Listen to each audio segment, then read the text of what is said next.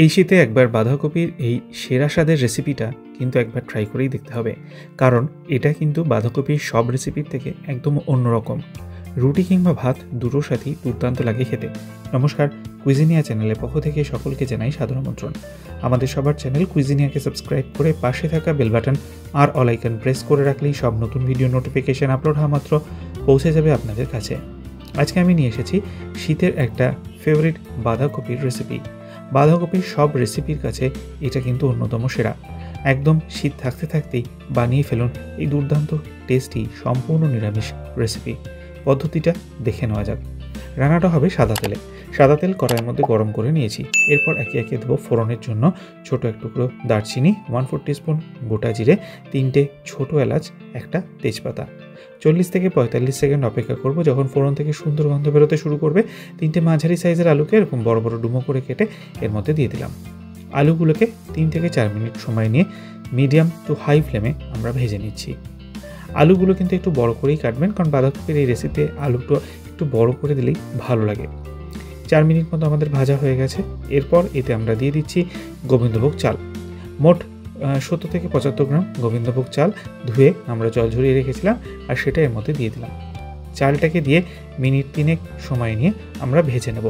চাল থেকে যখন সুন্দর একটা ভাজার গন্ধ বেরোতে শুরু করবে, যখন দেখবেন সুন্দর একটা ভাজা ভাজা ভাব হয়ে গেছে, তখন এর মধ্যে রেখে দিন কেটে রাখা বাঁধাকপি। একটা মাঝারি সাইজের বাঁধাকপি আমি পুরোটা কুচিয়ে নিয়েছিলাম। একটু কড়াইটা ছোটো হয়ে গেছে বলে বাঁধাকপি অর্ধেকটা আমি প্রথম পর্যায়ে দিয়ে হালকা একটু নাড়াচাড়া করে নিলাম। যখন দেখলাম একটু নেমে গেল, বাকি বাঁধাকপিটাকে দিয়ে স্বাদ অনুযায়ী দিয়ে দিলাম ওপর থেকে নুন। নুনটা দিলে জল বেরোতে শুরু করবে, এটা মজে যাবে। একটা ঢাকনা চাপা দিয়ে মিনিট 3 রেখে দিলাম। ফিরে আসি 3 মিনিট পর। ঢাকনাটাকে খুলে নিলাম। একটু হলেও কিন্তু বাঁধাকপিটা মজেছে, একটু হালকা নাড়াচাড়া করে নেওয়া হচ্ছে। এরপর আমরা এর মধ্যে আবার ঢাকনা চাপা দিলাম আরও 2-3 মিনিটের জন্য। মিনিট 3 হয়ে গেছে। দেখুন বাঁধাকপিটা কিন্তু অনেকটাই মজে গেছে, জলও বেরোতে শুরু করেছে। এরপর আমরা এতে দিয়ে দেবো আদা। 1 ইঞ্চি পরিমাণ আদা আমি কিন্তু এখানে গ্রেট করে দিচ্ছি। গ্রেট করে দিলে আদার স্বাদটা কিন্তু খুব সুন্দর আসে। আদাটাকে দিয়ে আবারও ভালো করে নেড়ে চেড়ে মিশিয়ে নেওয়া হচ্ছে।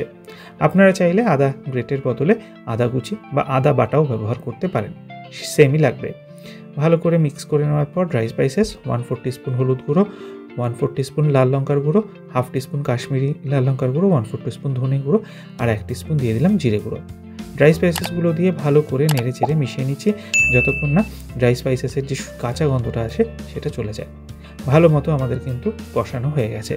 এরপর এতে আমরা দিয়ে দেবো পরিমাণ মতো জল। যেহেতু জলটা আমি আলুটা সেদ্ধ হওয়ার জন্যই দিচ্ছি, তো এইটুকু জল কিন্তু লাগবে। জলটাকে দিয়ে ভালো করে মিক্স করে নিলাম। আর তারপর অতি অবশ্যই স্বাদটাকে ব্যালেন্স করার জন্য দিয়ে দিতে হবে 1/2 টিস্পুন পরিমাণ চিনি। চিনিটাকে দিয়ে আরও একবার নেড়ে চেড়ে মিক্স করে গোটা কয়েক কাঁচা লঙ্কা উপর থেকে ছড়িয়ে একটা ঢাকনা চাপা দিয়ে 8 থেকে 10 মিনিট কুক করুন। মাঝে মাঝে আমি কিন্তু দুবার ঢাকনা খুলে নেড়ে চেড়ে দিয়েছি, যাতে চালটা নিচে না লেগে যায়। 10 মিনিট হয়ে গেছে, ঢাকনাটাকে খুলে ফেললাম। আলু, চাল, বাঁধাকপি সমস্ত কিন্তু সুন্দরভাবে সেদ্ধ হয়ে গেছে।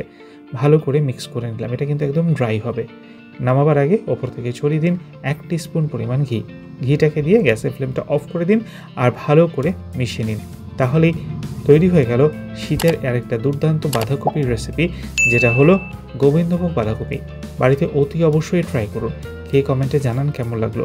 ভালো লেগে থাকলে বরাবরের মতো একটা লাইক এবং প্রচুর শেয়ার করতে ভুলবেন না যেন। যারা এখনও চ্যানেল কুইজিনিয়াকে সাবস্ক্রাইব করেননি, অনুরোধ করব চ্যানেলটাকে সাবস্ক্রাইব করে এই পরিবারের সদস্য হয়ে যাওয়ার জন্য। লাইফ ইজ প্রেশাস গল্পের শিখালিকাল চ্যানেল দুটিকে সাবস্ক্রাইব করতে আজকের ভিডিও ডেসক্রিপশন বক্সের লিঙ্কটা প্লিজ চেক করে নেবেন। সবাই ভালো থাকবেন, সুস্থ থাকবেন। দেখা হবে পরের রেসিপি নিয়ে। আজ এ পর্যন্তই, নমস্কার।